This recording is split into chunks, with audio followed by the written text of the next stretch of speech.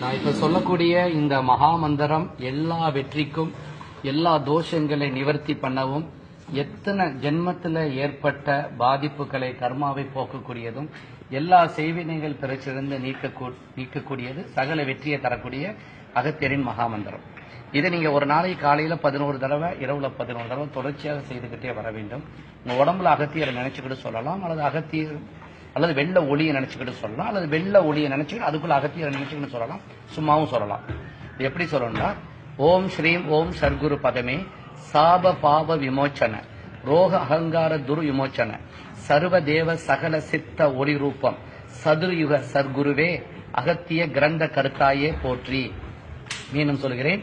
ஓம் ஸ்ரீம் ஓம் சர்க்குரு பதமே சாப பாவ விமோச்சன ரோக அகங்கார துர் விமோச்சன சர்வதேவ சகல சித்த ஒளி ரூபம் சதுர்யுக சர்க்குருவே அகத்திய கிரந்த கருத்தாயே போற்றி. ஓம் ஸ்ரீ ஓம் சர்க்குரு பதமே சாப பாவ விமோச்சன ரோக அகங்கார துர் விமோச்சன சர்வதேவ சகல சித்த ஒளி ரூபம் சதுர்யுக சர்க்குருவே அகத்திய கிரந்த கருத்தாயே போற்றி. அகத்திய கிரந்த கருத்தாயே போற்றி. இதை நீங்க சொல்லிக்கிட்டே வந்தா அகத்தியர் சொல்ற, எத்தனை ஜென்மத்தில் செய்த பாவங்களையும் நான் எடுத்து விடுவேன், என் பொறுப்பு என்கிறார். இதை நீங்க சொல்லிக்கிட்டே வாங்க. இந்த மாற்றத்தை இன்னையிலிருந்து காண்பீர்கள். இன்னையிலிருந்து ஆரம்பிங்க. அகத்தியருக்கு ஒரு வணக்கம் சொல்லிவிட்டு நீங்க ஆரம்பிங்க. உங்களுக்கு எல்லா நன்மையும் உங்களுக்கு நடக்கும். சத்தியம்.